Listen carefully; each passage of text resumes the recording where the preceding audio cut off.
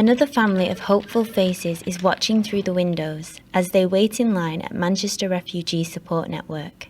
The community network is coping, but only just. Deprived, homeless and desperate migrants keep calling the phones and knocking at the door. James Allen manages a team of advisors at MRSN. He says they are finding it more and more difficult.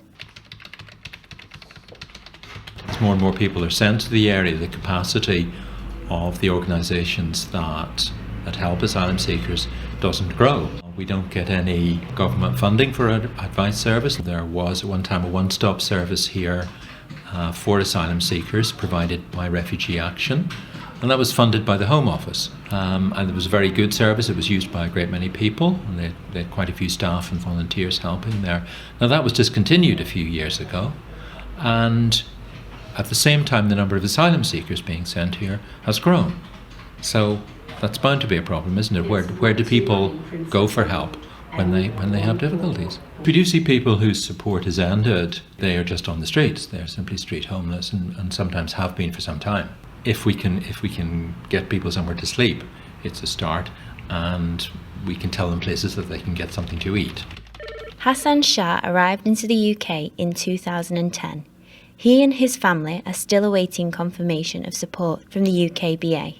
Hassan lives with his mum, brother and sister. The Shah family has received little financial benefit from the government. I was born in Pakistan. I grew up there. I had my own house there. My dad had lots of lands and stuff, so we were very wealthy over there.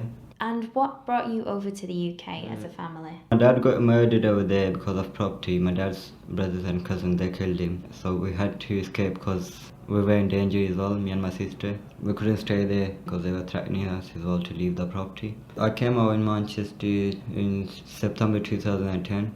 Have you yet any rights in this country? I haven't, I'm still waiting. The only option for people like Hassan is local authority, as social services are not public funds. North West Regional Migration Partnership leader Colin Parker is also feeling the pressure to assist the growth of asylum seekers in Manchester.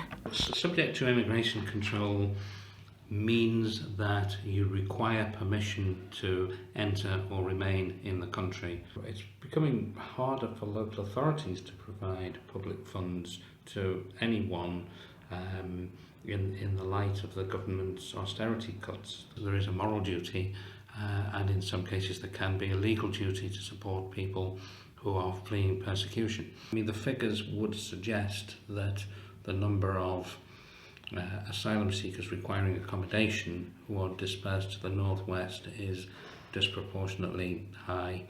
26% of asylum seekers are located in northwest England, as against a population percentage of 11%.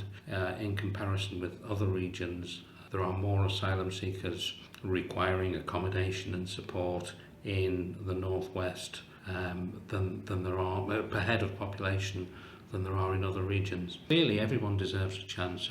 Everyone has the right. As migration levels continue to rise, government budget cuts are beginning to show within community organisations such as MRSN. I think it will be harder if dispersal is not better or more strategically planned. There is no particular reason that such a high percentage of asylum seekers should come to the northwest. Someone somewhere needs to take responsibility for planning dispersal and for thinking it through in a more satisfactory way. There needs to be more coordination and more liaison with local authorities in the voluntary sector, particularly in a place that has a lot of asylum seekers. That communication would just make things work so much better. After 5 years of waiting, Hassan and his family are still feeling the pinch of asylum funding and assistance. At the moment they're giving £35 to my mom, but that's nothing, £35. And I want to do my studies and stuff, carry on with my studies, I don't want to be worried about money.